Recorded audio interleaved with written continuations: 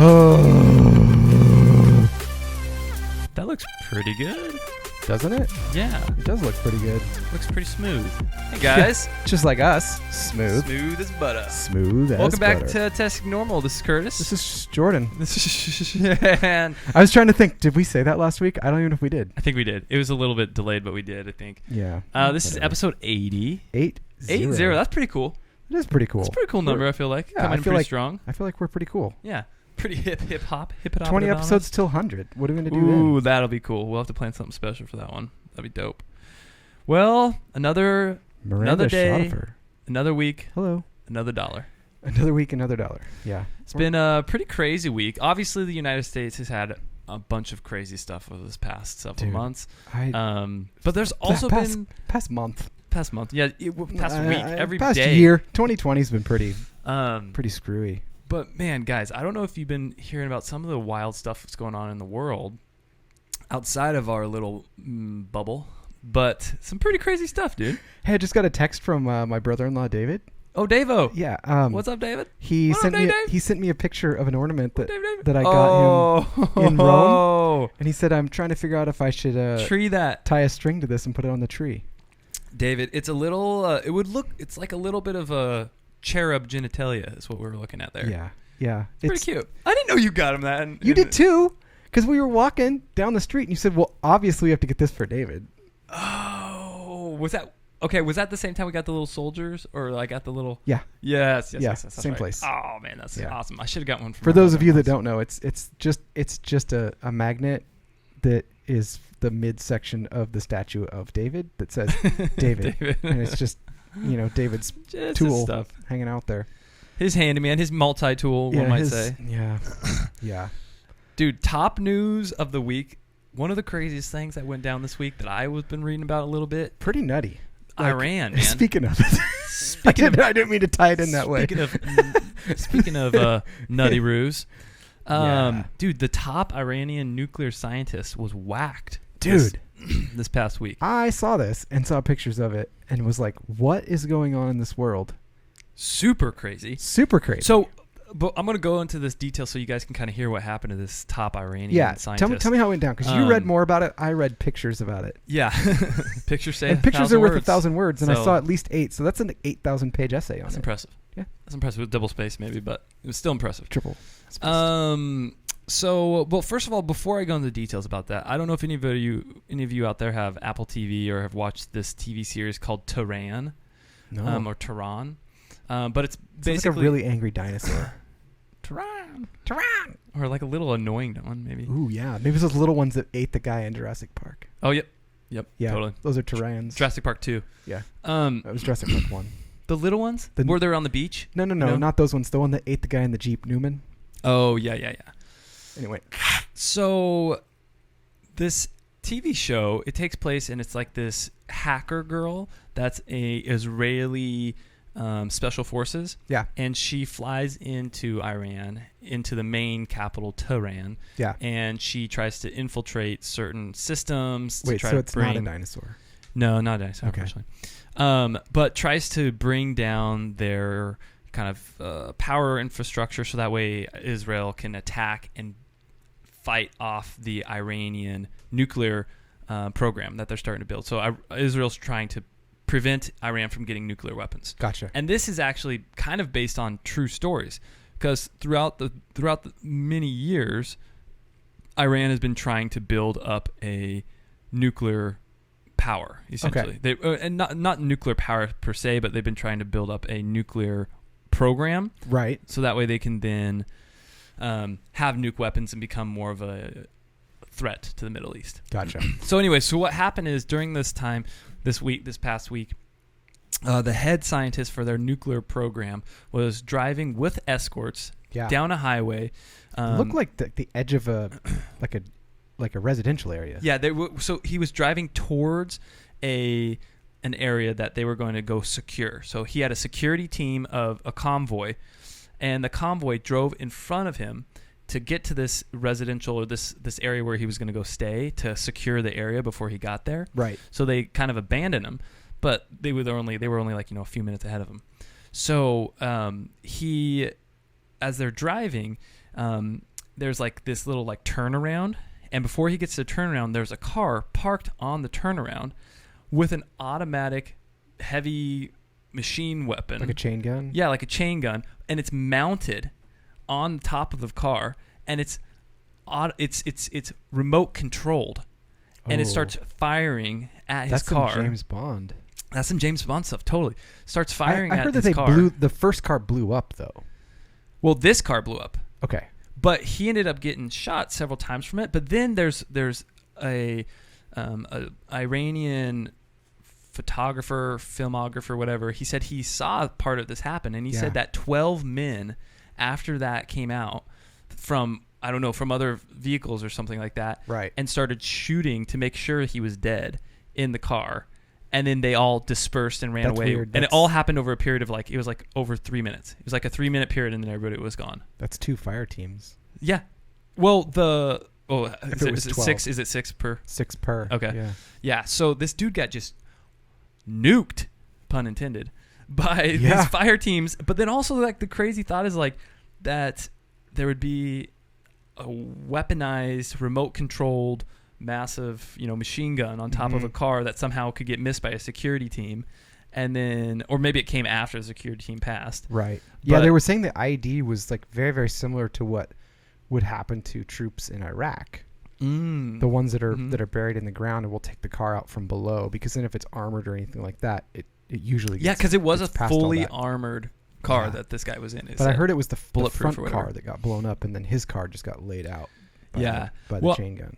And I think his wife was in the car with him as well, so I'm not sure if there was reports of what happened to her. Well, see, so that's where, so I didn't read all that, but I went through like a Twitter thread of somebody that was like, hey, these are just my thoughts on these pictures. And they went picture by picture, kind of dissecting the close-up photos of things. And some of the things that stuck out to me were, number one, the IED was very strange. It was very well done, the way that it would have happened. The driver door in his car, so his driver, it was ajar, as if he was trying to get out when he was taken out, and the car was also on the side of the road as if it was parked when it was hit.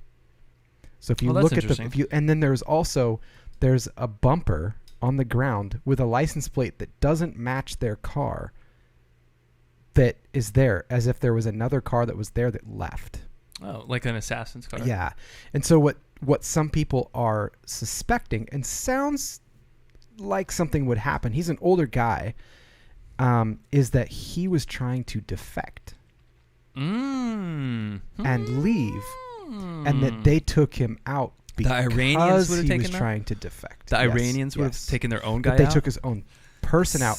But then they also have wanted an excuse to either retaliate towards the U.S. or retaliate towards Israel, and are using that as a way to try and make that happen. Yeah, because the Iranians are saying it was the Israeli forces that had secret covert activities. And they're like, we're going to do this, blah, blah, blah, blah. Which, I mean, they're just, That's interesting. They're kind of a temper tantrum of a country anyway, which is why we didn't want them doing nuclear stuff. We're like, hey, you have to be sane to have those. So, the article that I had posted, I wish it's saying that, you can go to some articles and you can read them once or twice, but then after you have to subscribe and pay for it, so it won't let me read it now, which is really annoying. Paywall, super annoying.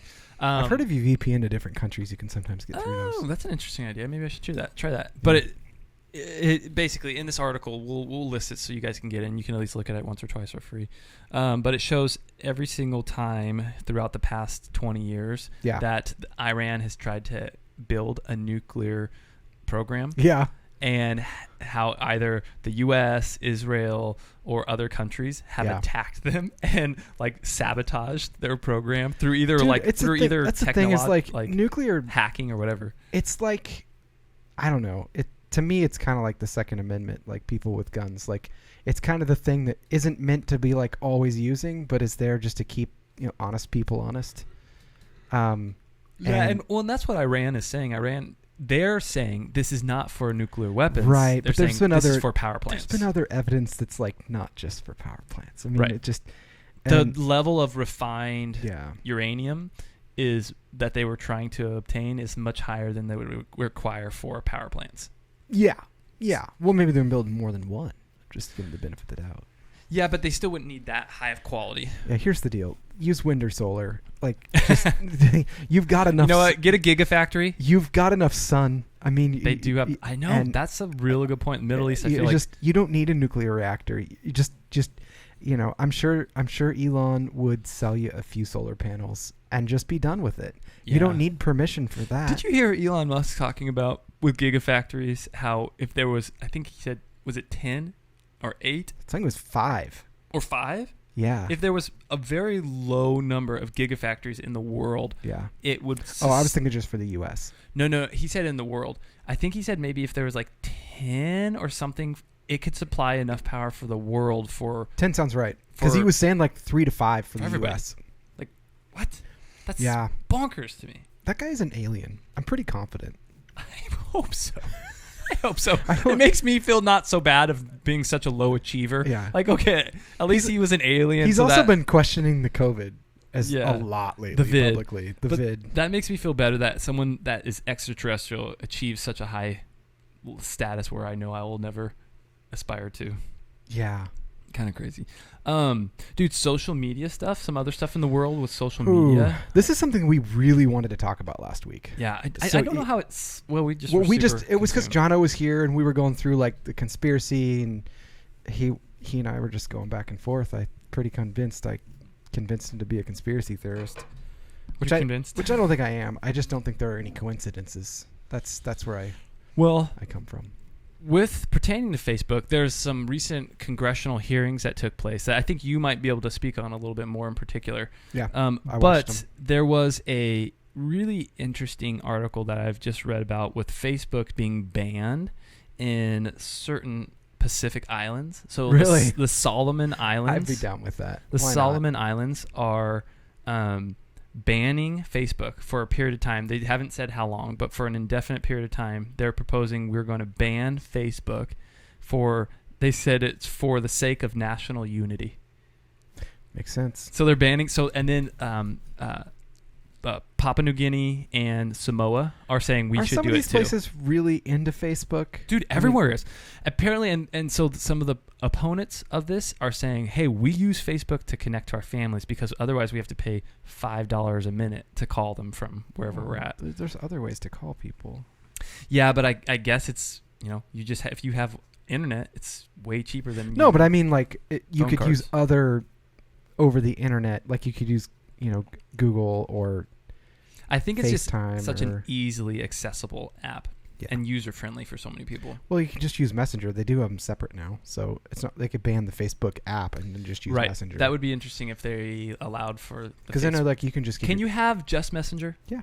Can you? Yeah, for sure. Because wasn't there talk of them combining it or something? They were combined. They separated them. Oh, they separated them. I mean, they're still the same. Like, if you have a Facebook account, you have a Messenger account, but you can just have a Messenger account. Yeah. Yeah. And it's for other reasons because there's, like, companies that use it for their chat app. So if you chat into a place, it uses the Messenger API. Well, it's interesting to see, like, this, even though this is on a small scale, these islands, it'd be interesting to see if this becomes a common theme of social media apps being banned because they have a tendency to create what they're talking about is kind of like those silos of because the apps only show you things that you are usually which is a problem. I mean, we see that like in our world right now. Like they create these echo chambers and then people become like it's something I don't understand why it's become so prevalent in our culture. Is that people cannot stand seeing something or hearing something that is opposed to what they think. Like, the obvious low-hanging fruit is if the recent message going around is like, if you voted for Trump, you can just delete me as a friend. Like, or vice versa. It's like, why does that matter? Like, I was watching a JP Sears video this week, and he said the cure to the world, because he's kind of making fun of the whole COVID thing. He's like, the cure to the world is compassion. And scientists have not figured out how to harness its power yet, but in small studies where people have been injected with compassion, both Trump lovers and Biden lovers have learned that their perspectives come from a different place, and they voted for that person because it fit their worldview a little bit better, and they were able to understand and empathize with them. It was like a really funny way of kind of putting it into like a vaccination type concept. That's funny. That is like, oh, you mean they don't have to be like what the media wants to tell me and be a hater and all this kind of stuff. It's right. Like, so we get conditioned. So I could totally see a country going, hey, that's destroyed the United States. That's destroyed the UK. Right. That's destroyed. And they're saying now with studies at it, like how much it can influence a vote or influence how people respond to each other or influence rioting or looting. Did you watch? I know you weren't really stoked about it, but did you watch The Social Dilemma? No. Oh. But here, I'll tell you why I haven't yet. Yeah. And it doesn't mean that I'm not going to. Yeah. It's that the people that are on there, I've already read stuff from them and I understand the science behind it and why they left Facebook and why they're not there and what they were doing. I read about that stuff 2 years ago. So it's just the big deal about The Social Dilemma in particular. I think I've said this probably before on the podcast, but the big thing is it talks about how the social media apps compile massive amount of information about you particularly. Yes. And then it feeds you and it creates an kind of like in a way an avatar of who it thinks you are. Yep. And then it feeds you information that it thinks you would like. Yes. So that way you keep going back to it and get kind of addicted to it. And so you end up getting, just like Jordan was saying, in these silos of you only see what it thinks you like, and then you end up liking that, and then it becomes this kind of repetitive cycle. Yeah, and then you don't see outside you're perspectives. not able to like converse with people because there's tons of things that you and I don't agree on. Yeah. But we can converse about them. And very rarely does it ever get heated. Well, one of us might get excited, and I think that we're probably pretty 50-50 on who gets excited about something. But we don't... Well, it's not something that you're going to leave here and be frustrated or overwhelmed with afterwards. Unless you're like, stomping on baby chickens or something like that. Like, I'd probably be pretty upset about that. But it's just like... there are lines, so it's like, because people, I only bring that up because people will say that, like, well, what if the person's a rapist? Well, like, okay, we should probably distance yourself from that person, but we're not talking about that. Dude, real quick rabbit trail side note for everybody out there that's listening, if they're nervous about this, don't be nervous, but it's a crazy thing that's in the news lately. The avian flu in the UK right now. It's a good thing it's only for birds. It is, this is not crossing over to humans. Oh, it's not? No, okay, good. Not this strand. This strand is not crossing over to humans. Good. But we don't need another one. A lot of these chickens and swans that are dying right now. They're bleeding from their eyes, I believe. They're bleeding from their eyes. To bleed from. And then they're hysterically running in circles. So like thousands of birds are bleeding from their eyes and running in circles. Can you imagine how terrifying that would be if you saw that? They're having a zombie apocalypse. Yeah. Dude, well, that looks like Ebola, right? True. That's terrifying. I mean, I've never seen Ebola face-to-face, eye-to-eye like that, but sure. Well, I've seen pictures. If I see a person doing that, I'm going to scream Ebola and run the other way. So what's really what did you see, though, sir? They're having to kill like tens of thousands of these birds. Bleeding like from on these farms. Tens of thousands of birds. Hashtag birds lives matter. So going back to the social media thing. Tell me about I want to like kind of direct us that way. So that's the one direction that people think about. They don't think about it, but the social dilemma has brought it up to people. Right. This feeds me the things I want. It's addicting. It gets me stuck on it. It gets me in these silos, and it hurts you mentally. If it potentially can, it doesn't have to, but the way that it's come, and people remember back to the beginning of Facebook, it was just you could scroll through and get to where you left off. Remember that? Like you could scroll through the day and you could get to where you left off. And when Facebook changed that is when it changed over to what it's doing right now. But something that we're seeing now is that Facebook and Twitter and even Google are beginning to, I don't even call it censoring. There are some things that they're deleting, but they're tagging it and saying it right now with the election. If you post anything with the election, it says the Associated Press has already called this election for, Joe Biden. Like whatever. Some people aren't even saying about the election. Sometimes it's tagged and like if you try to go for instance, any like Republican person right now on Twitter. I tried this. I hadn't seen it pop up, and then today I tried it again, and it popped up and it said, "Hey, this is in question. This has been fact checked and in question. Are you sure you want to like this?" And you have to reach over and click another spot to actually like it. So they're like suppressing likes even. Was that on a message? That'd be interesting to see if that happens if you clicked on like Ezra Klein. It's only ones that are flagged. So if they get flagged with something, or if it's like something that's in question, they flag it. Now, so there's a clause, and I'm going to pull it up because I would butcher it if I don't. I remember though. Do you remember this? They talked about this taking place. Yes. Like before COVID took For place. sure. It was taking place, but where it really came up is if you go back to this, in October of last year, they did a whole thing like, what if things got really, really bad with COVID during elections and all that kind of stuff? We would need to suppress people up to and including government officials. We would really need to get everyone on board. Well, there's this section that is in the Communications Decency Act, and it's Section 230, and it's tucked away inside of this. And basically, Section 230 says this. It says, no provider or user of an interactive computer service shall be treated as the publisher or speaker of any information provided by another information content provider. So basically what this does in like normal person speak is it protects Facebook from you saying things. So if you were to say on Facebook, right, I'm going to go shoot Curtis with a gun. So that's bad.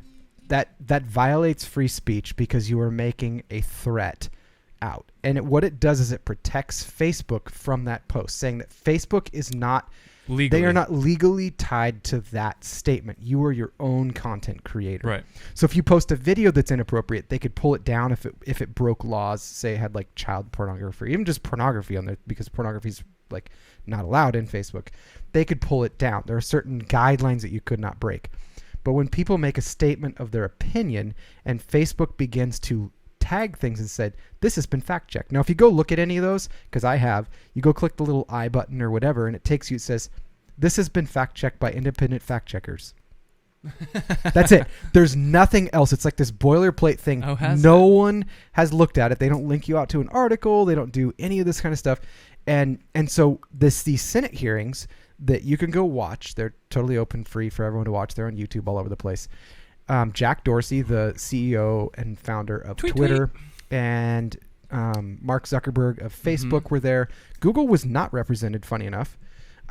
They were brought before the Senate in a hearing to be questioned, so they were under oath. And I think it was because they are not considered the same as a social media correct app. I think that's why Google wasn't. But they are tied to this because they own YouTube. Yeah, they're tied to it, but YouTube also is a little bit. They're protected by that as well. It is to the individual. It seems like people, content, I guess, maybe the individual content creator, and there is an end user license agreement that you agree to. Like, you're not supposed to say bad words like within the first second or 30 seconds to a minute and a half or something like that. Like or not just like solid profanity the whole time or something. There's just little simple things like that you're supposed to agree to fit their platform, which is fine because you're using their platform for free typically, or and sometimes people are making money from it. So they're the ads that they sell and have to fit that and whatnot. So the Section 230 is now, they believe, being abused, and that when they tack something onto your thing, so say Curtis posts up something that says, I really think that this election was fraudulent. Even if it's just a statement and they say this has been fact checked, but they don't say anything, what the Senate is arguing and probably going to move towards doing is having a provision that says if they get involved and tag something like that, they are now like a co-creator of that content. And if they are wrong in that and misleading people, that they can be held liable. So they've been protected under Section 230, even when they say things like that. But the Senate is saying, hey, once you start saying things on something, you are now a co-creator and co-conspirator to that message. The reason, though, this is something that I heard partially is, and this is what Jack Dorsey had talked about as well when he was on the GRE podcast.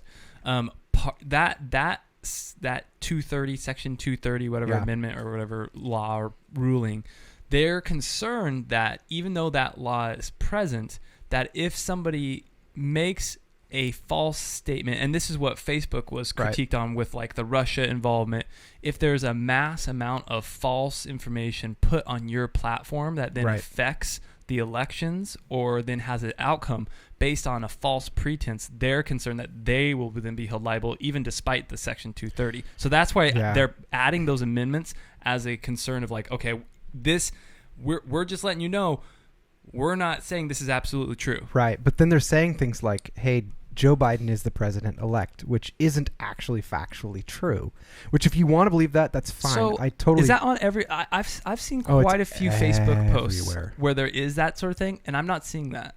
Are you? So Facebook has kind of backed off a little bit. Yeah, I haven't seen that.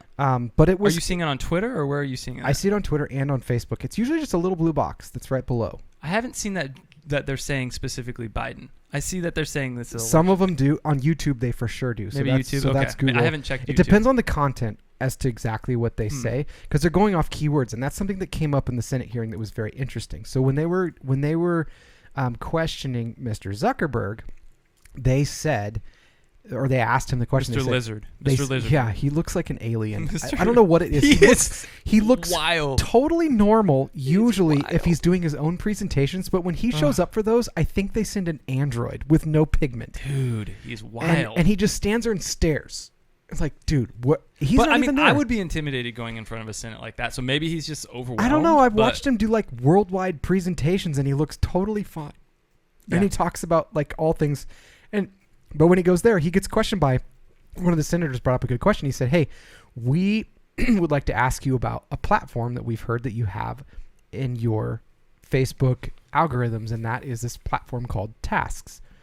And they said, "Are you aware of anything called Tasks?" And he said, "I am not aware of anything called Tasks." And he goes, "Well, Tasks, we've been told, is a platform which automatically censors certain phrases or words within people's posts, and that it is also tied through you to Google, which is YouTube, and Twitter in your platform, and you all can censor keywords and phrases as they come in automatically using your platform. Are you aware of something like that?"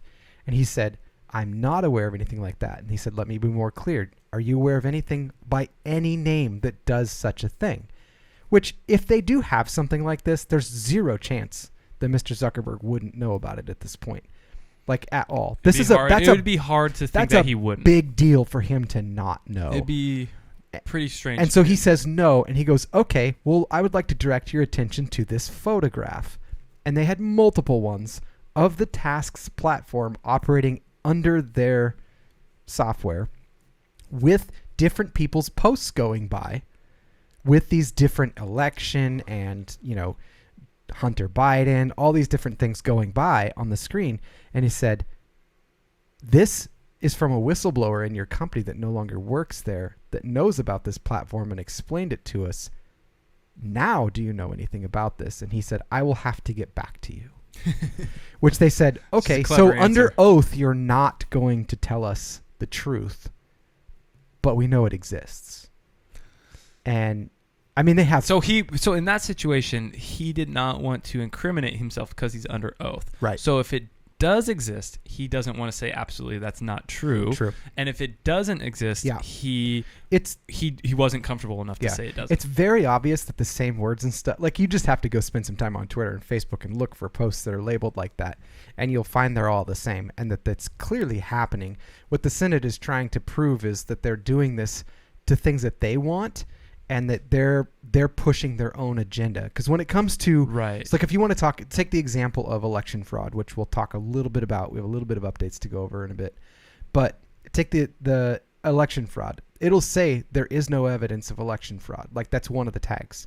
But there is evidence of it that's been put in affidavits and everything. So like even that's not factually true. So if they're so nervous about putting something on their platform or having information on a platform that's not real, it really feels like they're pushing their own agenda because they don't want it to be fraudulent.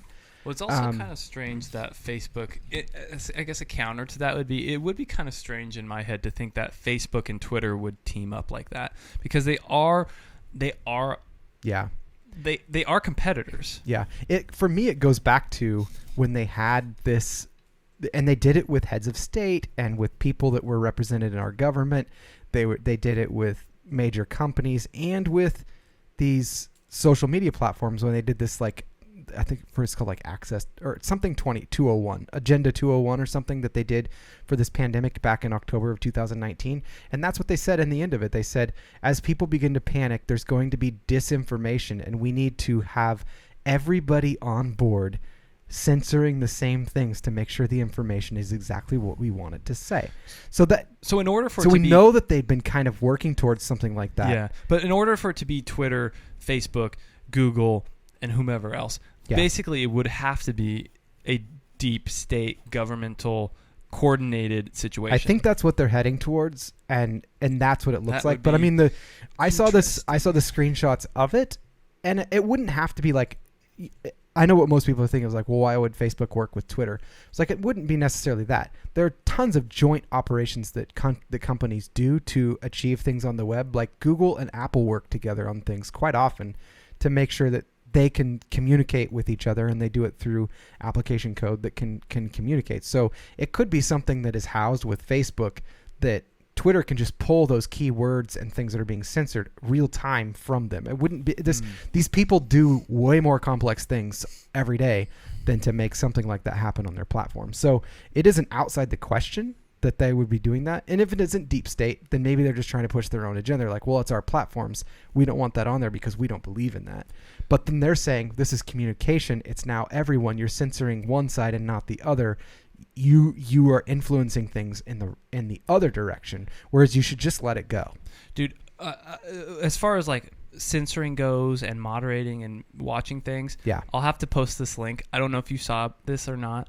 It's wild. It was a recent discovery by a PhD programming. I don't know what they call what's it called when like they're in the process of getting their PhD. Beta? Oh, dissertation. Yes, but they're basically they're in the process they're in the process of proving their PhD anyways. But their specialty was programming and coding for their PhD, which is a wild concept to think of getting your doctorate in that. I know people that'd be intense. But he and his buddy in San Francisco discovered a code that's been floating around lately, and they believe it's from the Middle East. And it's a code that allows whoever accesses and opens this link for them to get automatic access to all of your texts, voice, and email. It's insane. They said it's the most beautiful piece of code they've ever seen in their entire life. It doesn't sound beautiful. I mean, it sounds like it's nefarious, obviously. But they say like the way it looks, I don't know what that means necessarily, but the way it looks is just like this most beautiful thing. So if there's codes out there that are potentially able to access all those things, then there is it's not well, and that's the thing is like that doesn't have access to something, but Twitter has access to everything you've done. They can read your direct messages, they can read your Facebook messages, like they totally can. And they have privileges to do that? Heck yeah. On your phone, like your email? Yes. What? No, not your email, but like your Facebook, your Messenger messages and your direct messages on Twitter. Yes. Reads your Facebook messages? Okay, so the screenshots that were going by when they were talking about Section 230 are people's messages. They're not just their posts. But you think Twitter has access to Facebook's stuff? I don't know if no. I'm not saying they're necessarily cross. Oh, okay. But I'm saying right. The individual companies. The individual companies do. Of course. But I mean, maybe they do. If maybe Twitter's running the same thing that's just pulling in the same words. Who knows? That's the thing. You just don't know at this point. The stuff that they're, as crazy as he might be, the fact that they would even pull down, like one of the president's tweets, is like kind of bananas. It is wild to think the amount of increased. And everybody's been talking about this forever, but the amount of increased connectivity that we have been given through so many different resources as far as social media goes and phones and technology, at the same time, it does feel like there's been at the detriment of our potential privacy, obviously our privacy, but also maybe our freedom. Here's what's funny through all this is that like wild. As they're in these Senate hearings, there's disinformation being pushed that Parler got hacked. And that your password is out there. And it was a complete farce and fake that Twitter let just run rampant on their platform because Parler is a competitor. So it wasn't true at all. Like they didn't get hacked, no nothing. But it was this false thing that got pushed around and became like a trending topic on Twitter. It's like if you're really against misinformation. Yeah, that's a good point. So that's a good point. You're clearly biased in one direction. Well, in that situation, it's showing that they do it only if it benefits them. Right. Right. Which, let's be real, it benefits them to not have a more conservative president in there too, regardless of who that person might be, because they're trying to take away some of their power in this repeal or reform of Section 230. They're trying to I don't know if the Conservative Party would want to take away their power, or if they'd want to maybe have more access to their power and use their power, or regulate. They're talking about regulating, in the same way, reforming Section in the same 230. way during the Conservative presidency of Bush, there was a Patriot Act. I think there's a lot of argument to say he wasn't that conservative. Well, but I'm saying the Patriot Act, like that. That's was what I'm saying. During that's what I'm saying. Like I don't think a era. true conservative probably would have done that. Like, well, what was his not his vice president, but who's Bush's vice president? I don't remember. There's been too many Bushes. Oh my gosh! Anybody out there that's listening, this is ridiculous. We don't know this. It is ridiculous. Well, it was a while ago. Anyways, the guy that shot the other guy while he was hunting, shot him in the face. McCain? No, it wasn't McCain. Shoot. Anyways, I think he was the underlord of that situation. No. Raced it. Okay, so that's most of the main topics for this world, for the outside world, outside of the U.S. So right. let me ask you a couple questions about this last week, and I know you've done some deep diving in different areas as far as the concern for maybe discrepancies within the voting system and the challenges, current legal challenges. But I wanted to ask you what you thought about some of these different legal challenges that have been taking place lately. Yeah, go for it. Well, okay, so before we do that, can I just... Yeah. I'm going to reiterate to people, because we were having this conversation beforehand. Maybe you can remind me some of what he said, because you'd asked me a question that you asked me like 2 podcasts ago, where you're like, hey, if this was, the other way, would you have cared as much? Why didn't you care in 2016? But the simple answer to 2016 is I just didn't care. And I didn't look at it. And then the discrepancies, I'm a numbers person. Like, I love numbers, and when they don't look right, they make my curiosity go, like, what's wrong? Like, if that doesn't, because math doesn't lie. Like, if all the numbers are there, the only way that math can lie is if you have a bad data source, and that would be like in statistics and stuff. But what really like piqued my curiosity was truly just the number spike in this election. Mm-hmm. And because of that, because that looked off to me when it happened, I was like, well, that looks suspicious. Not like I think someone's doing anything wrong yet. Just like, that looks suspicious. I started to kind of dig into it, looking at it from a mathematical perspective. And then when I found out that somebody had gotten the numbers from New York Times, I started to dig into those with a friend of mine. And that really got my noodle moving more. And I was like, this... Your noodle. This doesn't look right. Like, this doesn't look even possible.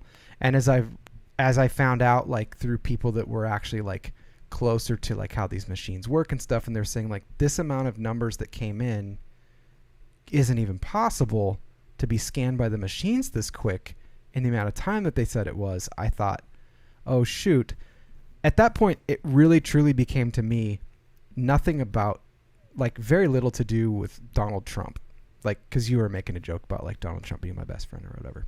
Your Donald Trump pillow. Yeah, my Donald Trump pillow. That is, to me, that was like nothing. It was crap. If our election really has been marred, that's a big deal, because there's very few things in our country that make the rich and the poor equal, that make the disenfranchised and the very well off on a level playing field, except for your vote. And when you say the very large number discrepancies, mm-hmm. those large number discrepancies, you're referring to several instances of large number discrepancies, not in one specific location, correct? Correct. So the 6 typically in question would be, or that popped up, and they all stopped at that same time. Actually, Dick Cheney, as my mom said. Thanks, you. Mom. They all stopped. They stopped their voting at the same time at midnight. None of the other states did. And that was very odd. What do you think? Was that Pennsylvania? So it was Pennsylvania, Georgia, Michigan, Wisconsin, Nevada, and Arizona. They all stopped pretty much at the same time, which is odd. It's never happened. And when the ones that got the big dumps, so the ones that got the big dumps would have been Georgia, Michigan, and Wisconsin, for sure got these big dumps in the middle of the night, or in Pennsylvania too. So those 4 got these big dumps of ballots. Now they were all, I incorrectly stated last week that they were the same number that got dumped. I was wrong about that. I went back and looked again. So I'm just going to correct myself, because this is even wilder. they all were the same percentage of difference between the votes. So they were all the exact percentage of difference that Joe Biden had from Trump's current. So if you go and look at the dump of votes that showed up in those states in the morning, they all were the same percentage of difference between how far he was behind in those states. That'd be interesting to see. Yes. That'd be cool to see those like, that'd be cool if we could post those for people. I have links to them. The problem is that a lot of this is very advanced statistics, and a lot of people get bored real fast, and I totally get that. But so when I went and actually downloaded the data and was looking at it for myself, I'm like, I don't want it to be digested by anybody else. I don't want to go to a news media because they were so polar opposite. So do you think the courts are trying? Do you think that when the Trump legal team is showing these courts saying, hey, there's discrepancies here, right, do you think they're showing them these numbers? Yes.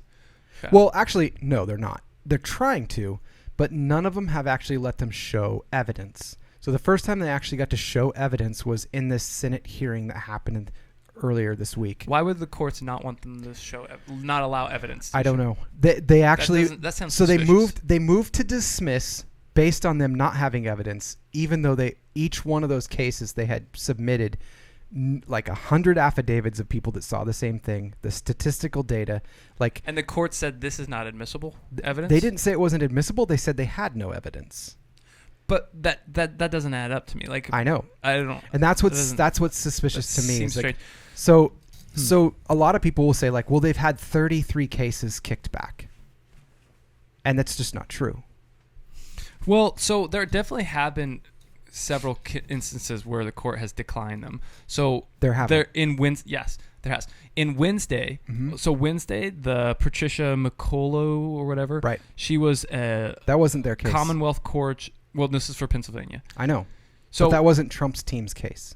Let me double check. Well, I think it might have been.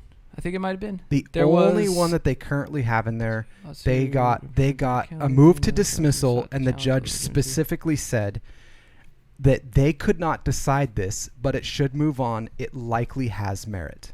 So that was the situation where this was the Republican. This was Republicans basically. Yes. Republican yes. Mike Kelly, and then several Senate members were pushing for that. Yes. So anyways, in Pennsylvania, that was when Patricia said, hey, let's halt certification. Till Friday. Yes. So then on Saturday, the Supreme Court of Pennsylvania said it's unanimous.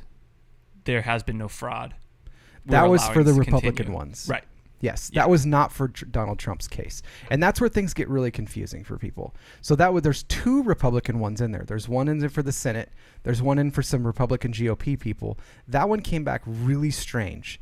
So that ruling, if you follow my logic here for a second, because this is if you go read the end of it. And I can read their ruling too if you want. The ruling says basically this, because if you read it, it's going to be confusing. But it says this. It says you came and you filed this after you were harmed because of this law. And so it's too late. But if you had filed before you got harmed, it would have been too early. So this is the state Supreme Court scoffed at the concept, they said, of the lawsuit. And they said it's beyond cavil. I'm not sure what cavil means. Is this for the Act 77? This is for saying that there was voter fraud. Temporarily, this is for legitimacy of approximately 2.6 million mail-in ballots. Yeah, that's not the Trump one. So theirs was done on Wednesday. It's being appealed to the to the federal Supreme Court. So that's where it gets confusing. If you go look at the headlines, and this is where another question. So it seems like the Trump campaign. I wonder if that's a strategic move on their part, saying, "Hey, let's just get overwhelmingly high number of lawsuits going right now, so that way it overwhelms the courts." A lot of these. So any state, like even you or I, if we felt like there was an issue with voting, we could go file. So a lot of these are attorneys and stuff. They're like, something's wrong here, or some of them are actually attorneys that there's other things on the ballot that have not done well because of the voting, and they're trying to get those fixed too, because they're part of the same election. Mm-hmm. So there's a ton of different issues going on there, and maybe I don't know. I can't like deny that, but they're not. When the news, if they say something like Trump's legal team has had 33 cases thrown out, that's not a true statement. They could say there's 33 election cases that have been thrown out. I think what they're saying is they're affiliating it with the Trump campaign because it is Republican. Usually, I can say, but some of them are truly just for people that are down ticket. They're like that could be. So no, there are some that are like that. Right. So and then there are some that are filing because they feel like their vote was disenfranchised in their area. So there's some in Michigan where that's been the case. It's voters that have filed saying, "Hey, this area, my vote has been disenfranchised because of this fraud that I see, and here's my evidence." So there's basically from that we can ascertain that there are many lawsuits taking place from many different individuals. Majority of them being from the Republican side. Many of them have been declined, but not necessarily directly to the president. Himself. That's another thing that's difficult is because when they say it's been declined, very few have been declined. The ones that got declined filed at the wrong time. So, not declined, but they've been ruled not. They've been ruled against. So there's different ways to do that, though. Yeah. So they can do a dismissal and say you may not file about this grievance anymore, mm-hmm. or they can do a dismissal and say you'll have to take it up with another county, you'll have to take it up with a higher court, or mm-hmm. something like that. So none of Trump's have been declined on that, declined so that they can't be appealed. Right. So so that's where you need to be honest to what's going on, and that's the case. And so, like if you want to, so currently. They only have. I took a screenshot of this because they did an update earlier today. So currently, there's only 3 cases that they have open, and the media says 36. Says who's they? You're saying? So this is straight from the Trump legal team. You're saying Trump only has 3? Trump's legal team has 3 cases currently now. What are his 3 cases? So one is Nevada. Okay. And what is it in Nevada? Do you know? That I don't know because it hasn't come up yet. So I haven't even gone and read that one yet. Pennsylvania is the one that was just moved to dismiss, but the judge said in their dismissal, they said, I'm not going to handle this, but in looking at the data or looking at the stuff that's submitted, I feel like this has grounds and will win. So that's like, so he says, I'm not going to handle this. He says, go to the higher court? Correct. Okay. So that's essentially what he's saying. It's like the best thing that you could get a dismissal. Now, there's something to point out to everybody, too. If you want to go take a trip back to 2000 and go, look, if you would have been following the same timeline then, Bush won 0 anything until the Supreme Court. And then he got the presidency. So he didn't win any of the lower courts. He lost them all. And then won in the Supreme Court and got the presidency. And I don't remember any of that. I went back and looked just to see because that's the closest case that we have that mirrors this. And so some of the things that people need to understand that a lot of these are not being argued on this is voter fraud because that's a criminal case because you want to push towards who is it that's doing the fraud. You're alleging that they're fraud. All they have to do is say this has overwhelming evidence that there is fraud and that there were things done, but the main thing that they're arguing is constitutional things, which is what Bush won on, which was its Equal Protection Act. So that's what happened in Florida is that voters were disenfranchised and treated differently in different counties than others because there's specific rules you need to follow, and those can vary greatly, change the outcome of an election if you treat one group of people differently than other people. So as an example, in Wisconsin, who's wrapping up their they just did the recount. They just did the recount. That finished last night. And the reason why is because what they're trying to do is get the count on mail-in ballots. Wisconsin is a state where the only way that you can get a mail-in ballot in Wisconsin is if you are permanently indemnified. So you are disabled and you actually can't leave your house. Mm-hmm. There was nothing made for COVID. If you're COVID, that doesn't count. Like that. So their law was that. And up until last year, the amount of people that were approved for that, because it's an approval process, you must go through identification, you must sign, there must be signatures, there must be on record you having requested and been approved to get that mail-in ballot. And last year there was like right around 10,000 of them. And this year there's 200,000. Mm-hmm. And there's between 130 and 150,000 that they don't have the receipt of request and approval on. So what happened last night, though, is that I'm not saying that they were confirmed, no, or what's it called? Certified. Yeah. But they did finish the recount itself, and it did show Biden in winning favor with the recount itself. Yes. So that happened last night. But that's totally expected. So they needed to do that recount in order to find out how many of those were those requested ballots. Does that make sense? Right. So those mail-in ballots, which is around 130 to 150,000 of them. If those do not have a request of them and a receipt, they are not valid ballots and they must be thrown out of the election. So they must have considered those ones valid then if they already did that. If they recounted they did it, but they're questioning it on constitutional grounds because they aren't valid ballots. Well, they're counting them based on that recount. Yes. The county, of course they want to. They want to count them, but what's going to happen is, and here's what other things that people say. They're like, hey, it's fine, that state's certified, okay? And people think that's it. The state's certified, you can't go and argue there anymore. And what they don't understand is, and I would have thought the same thing too, but digging into it, and my curiosity took me down many rabbit trails. When the state certifies, that is not the end of the fight. That's the beginning. That's the beginning of the argument as to which ballots are legal.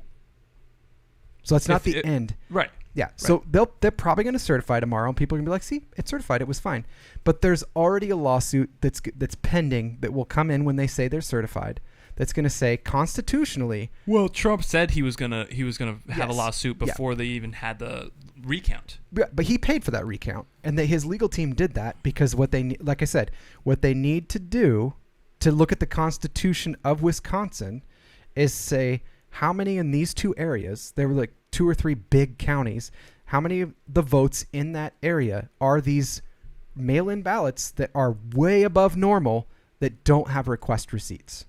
Because if they don't, they have to throw them out constitutionally. Right. So that would actually, I guess they'd have to do, I don't know if they wouldn't have to do recount. I guess they would just do a subtraction and then see where that lands it. There's a 20,000 vote difference, so it would give that to Trump. Well, they wouldn't they wouldn't give it. They would subtract it from, if it was on Biden's side, they would subtract it from Biden's count.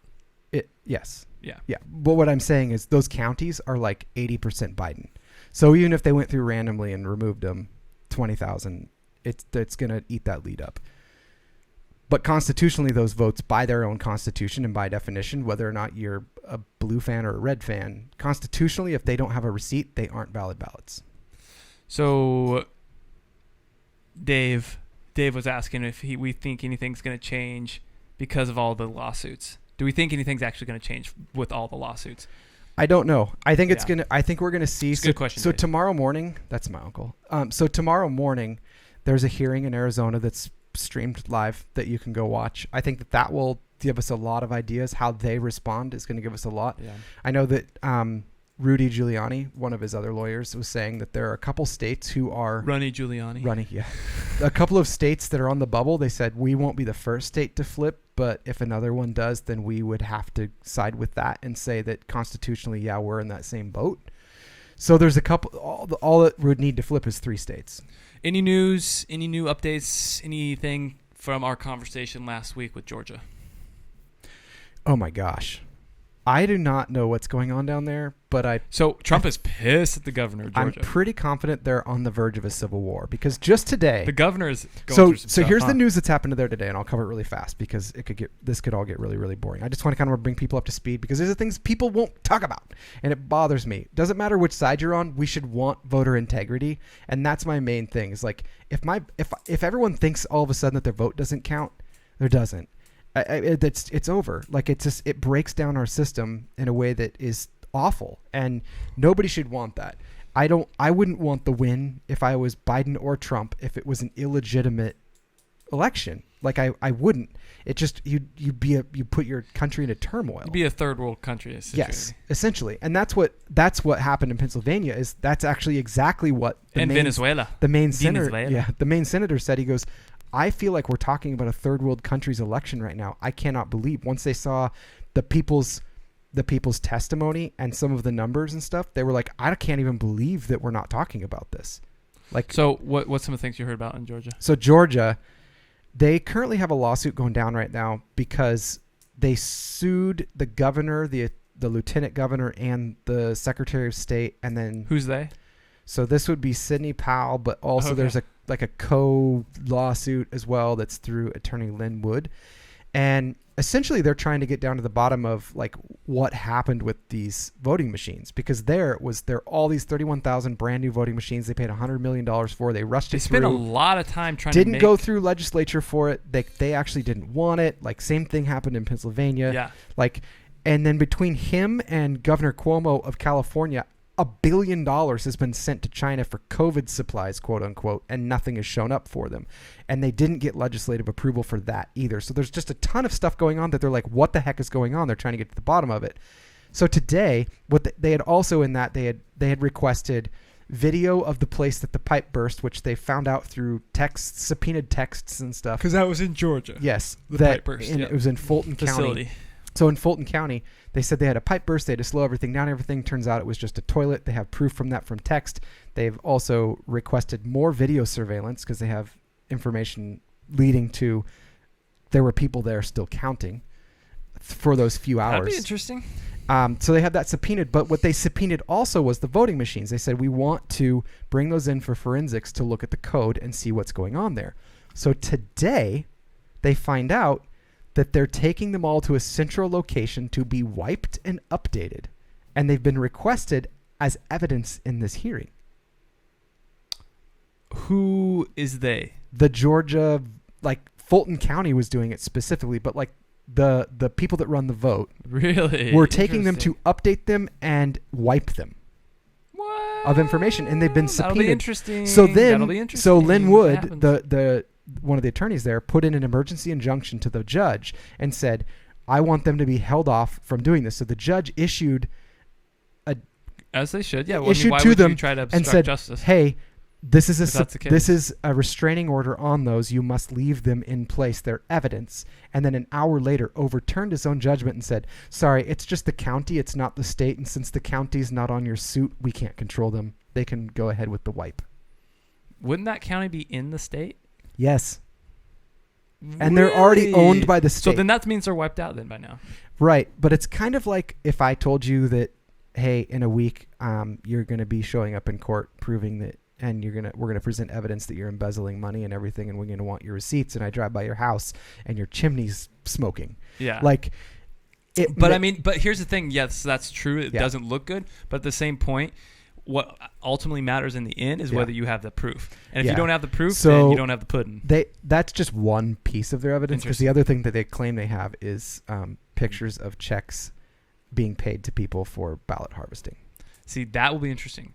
Yeah. Did you see, I think maybe you sent me this video. I can't remember who sent me a video. There was a video of a woman talking about going around to different areas. Yes, I think it was in Georgia. And she was talking about... That wasn't in Georgia. That was in Texas. Oh, was it Texas? But there's multiple states where they now have videos of them doing talking about how... Yeah, how much they make. How much they charge. Yeah. To get... I'll get you 20,000 votes for the big thing, 20,000 The big thing that's going down in Georgia right now, though, is there's... It's... I can't remember the guy's name now. It's Blarney or something like that. I think it's Blarf. Matt something. Baynard. That's what it is. Matt Baynard. He is like it's a nonprofit that he's been trying to start forever, that he is going around figuring out in these big states, like who had change of address that voted in 2 states, like stuff like that. Well, in Georgia, it's like 20,000 people that weren't registered there. They're actually in the national change of address that voted there and in the state they moved to. And he's not saying, hey, you did that. He's saying somebody figured that out and requested a ballot for you. So they've been doing an audit of those people and calling them and everything. And now today the FBI actually said, hey, can we take a look at your information, because this is suspicious. Criminal. Who knows? They were voting potentially in 2 areas. as well. No, they are on 2 states as having voted in the state they moved to and Georgia where they moved from. Like 20,000 of them, which the margin of victory there is 12,000 in Georgia. Well, so that's got to get figured out. Yeah, exactly. This is what I feel like. I feel like there's a large number of reported discrepancies, but I almost feel like it's kind of to confuse us to the point where we don't know what's true and what's not true. Yeah. And that's frustrating to me. But to the little people. Yeah. Yeah. But why these courts won't pick it up when they have evidence? But on the other side, what's frustrating to me is that if there is ever a question of something, that should not be brushed off lightly by a court saying we won't look at it. Right. If that's the case, like, it's frustrating to me, like, that there'd be so much questioning, but at the same point, you should not disband yourself from looking at those questions. Yeah, you shouldn't and if you go look, like, I've read them, I've read the filings and everything. It's just like even a couple of the testimonies, a judge looking at that should go, I need to see more of this because this is insane. Like, but it almost like, so we have different levels of court, right? We have different levels of judges. Yep. And so what I don't get is why lower level courts would not look at the evidence and then give not even a ruling, but say, yeah, this is worth investigating. So instead of saying, I'm not even going to look at this, go to the next judge. So only one of them really has said that, and he sat on it for too long. And so what happened because of that is that Rudy and his team went to the senators and said, hey, we're going to sue the state because they're supposed to be rushing these through because it's election stuff that we're dealing with, and we want to get these settled. We don't want to hold people up in court. We want to get these decided and have our evidence looked at. And if someone's going to look at it, they need to look at it. So you think these judges have an agenda Absolutely. They are deciding? So even though there's evidence of this, I'm not going to support what the law states. Okay, so it's going to take someone with balls, because if they rule with what their evidence is showing, so like take Philadelphia for instance. Born and raised. Okay, yeah. So they have like 689,000 ballots that came in late and that were not observed. Now, by constitutional law, you're supposed to have an observer from both sides there to validate each ballot, okay, in order to make it happen. But they have so much evidence of people not being in the room. Right. But that's not just I'm just saying that's one. I'm just giving them as an example because that's how the Pennsylvania Senate meeting started. Oh, okay. So they had this evidence saying, like, this is what's going on, and nobody's listening to us.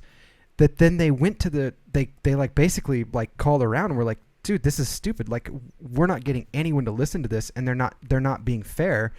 And we need to have a hearing. We need to get this case accepted or rejected and pushed on to the next court. That's fine. But this not being able to show our evidence, we've not even shown anything yet, and we have it all sitting right here. And everyone keeps saying there is none, and here it is. And so the Senate said, okay, fine, come tell it to us Republicans. We'll listen to you. We'll listen to you say these things. It's a hearing, but it's not everyone's going to be here, but we want to hear what you have to say. And as soon as they did, they said, holy crap, why is nobody looking at this? This, and, quoting from before, they said, this looks like a third world election. Mm-hmm. And this is a mess, and someone should look at this. But if they rule constitutionally, they would have to throw out almost 700,000 votes. And what judge, even if they're, in their right mind, that's a tough decision to make, to put on them, because you're deciding like the fate of a country. So, but are you saying that if a lower level judge rules in an individual, I don't know if that's true though, because I think if a lower level judge rules in an individual county, it doesn't necessarily apply to the entire country. No, but I'm saying if they ruled that way, it changes Pennsylvania from blue to red. Okay, so you're and then they have on their head that, so everyone's phrased it as, if you do that, you're disenfranchising 689,000 people, okay? And that sounds awful. Nobody wants to do that. But what they're not thinking about is the flip side, which is, if those are fake, say for some reason those are a vote dump of like 200 some odd thousand votes that somebody decided to make up. Just run with me that thought for a second. Those 200 and some odd thousand votes disenfranchise over 2 million people. Right. They disenfranchise the entire state. voters. Yeah, they change. And so you have to think about it in that way to think. But I mean, that's also like, that's your responsibility, bro. I know. Your I don't care. Like, your responsibility as a judge is to see evidence. And that's where people don't understand. They're like, and then maybe get a jury. They said, look at these got rejected. But the main Trump one was based on Constitution of the state of Pennsylvania and on the federal Constitution of how voting regulation and laws work. Just was dismissed by the lower court because he didn't want to be the one to make that decision, because it really is a SCOTUS issue, so a Supreme Court of the United States issue.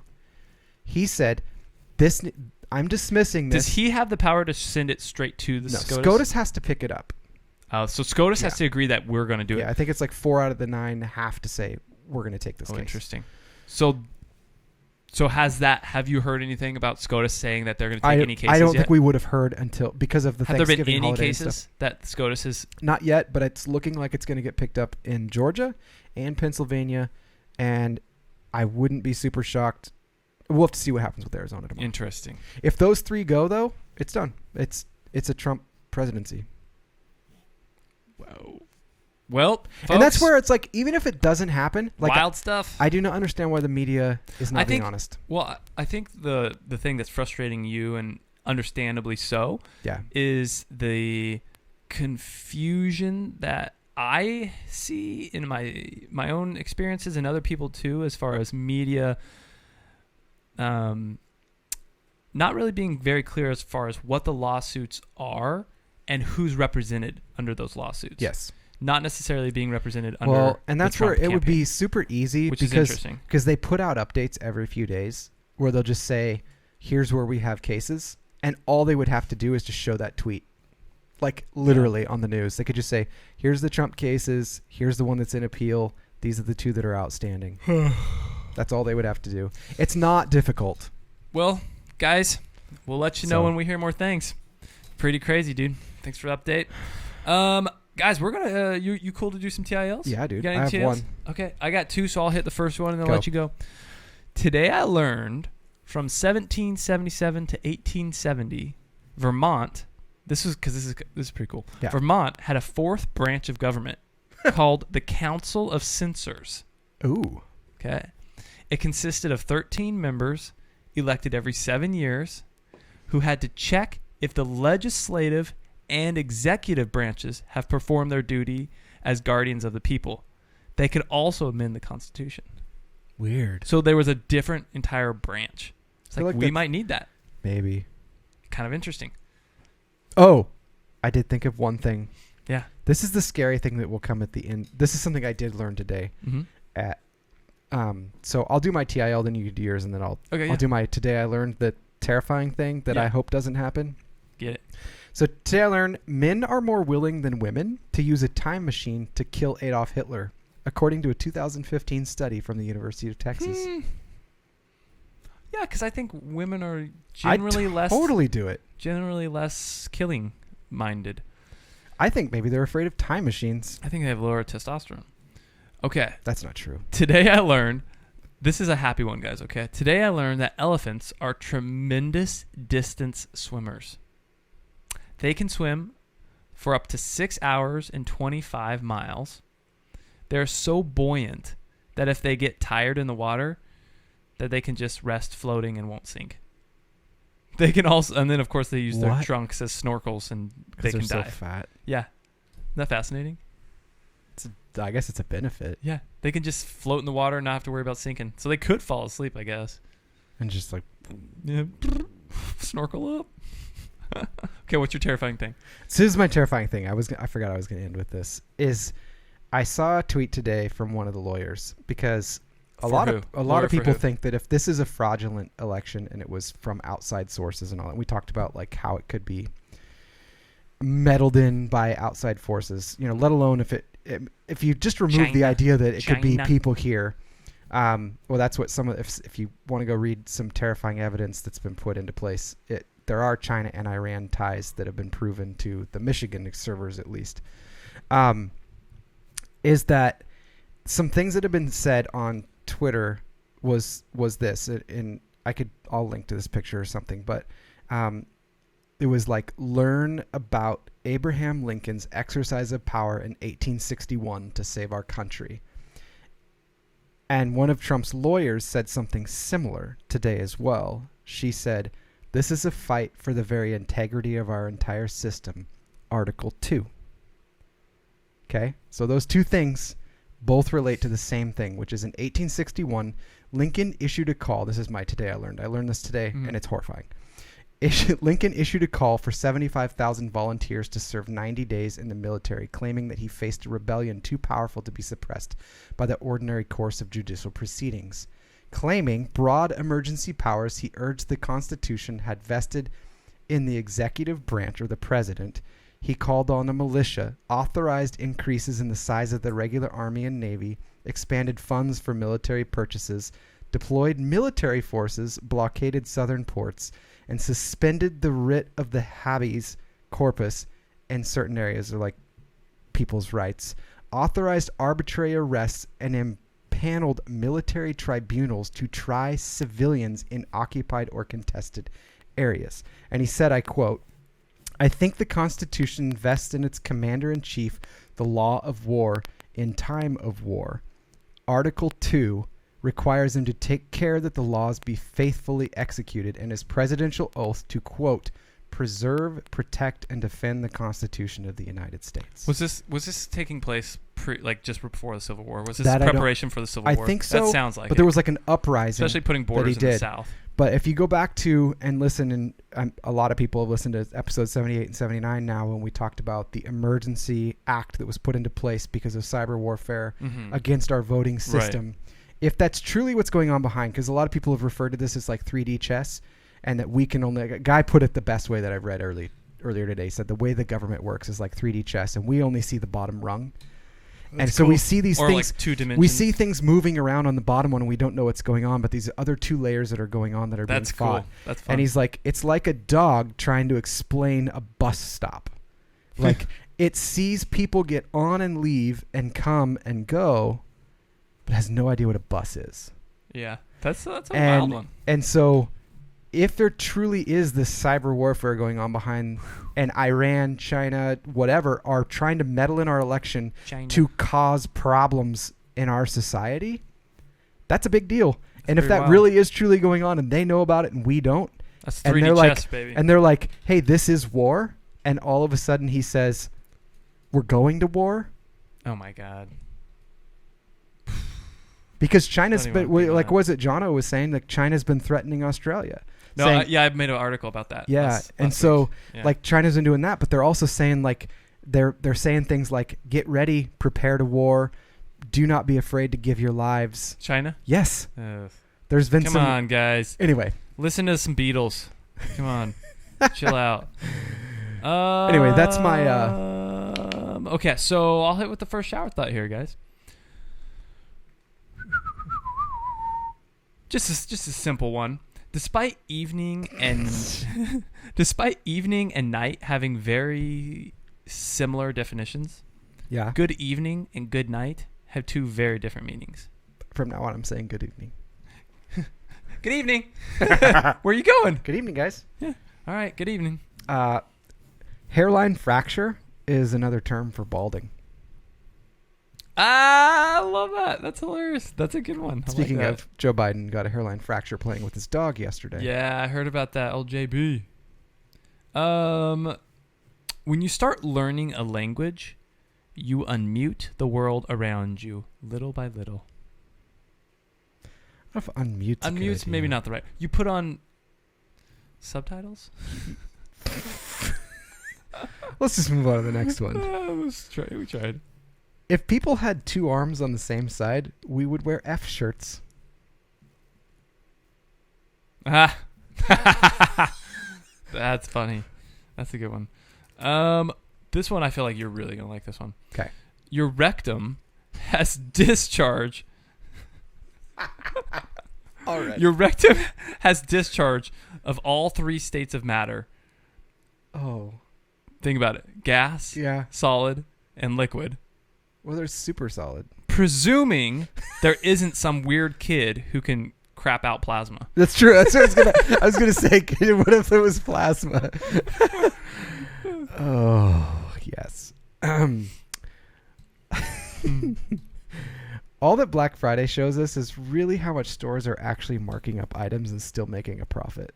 It's so true. It's so true, especially electronics. Yeah. This is my last shower thought, guys. Okay. It would get really weird, really fast if everyone could all of a sudden see through walls. Oh, super weird. Think about, especially if you live in a neighborhood where you have houses close to you. An apartment complex? Apartment complex, everybody be looking around. It would if basically... If you could see through walls, you could see through people. Maybe, I don't know. But it'd be like living in barracks, essentially. Yeah. Right? But you probably couldn't still hear them. Right, you couldn't hear That'd be weird. And you'd probably run into a lot of walls. You'd probably bump a couple. Yeah. A bartender's job is to poison people. Slowly, one drip at a time, one shot at a time. All right, guys. Well, thank you so much for tuning in, Testing Normal. We appreciate y'all. Yeah. Give us a, if you don't mind on iTunes, giving us a little 5-star rating, if you don't mind. Give us a little thumbs up or like us on Facebook or Instagram. That'd be awesome. Thanks for those of you that comment. We appreciate your engagement. Yeah, for sure. And we like hanging out with y'all and talking to y'all about crazy stuff. So yeah, hope you all be watching this week. And maybe if I can find where you can watch the Arizona one, I'll try, if I can get things posted tonight, putting that link into our show notes so you can go watch Arizona live if you want. Yeah, buddy. All right, guys. We appreciate y'all. Hope you have a fantastic week. And we will talk to you later. On the flip side, I'm trying to get it stopped. Our buttons broke, so yeah. Anyway, love you guys. Bye. Bye. Hope you find you.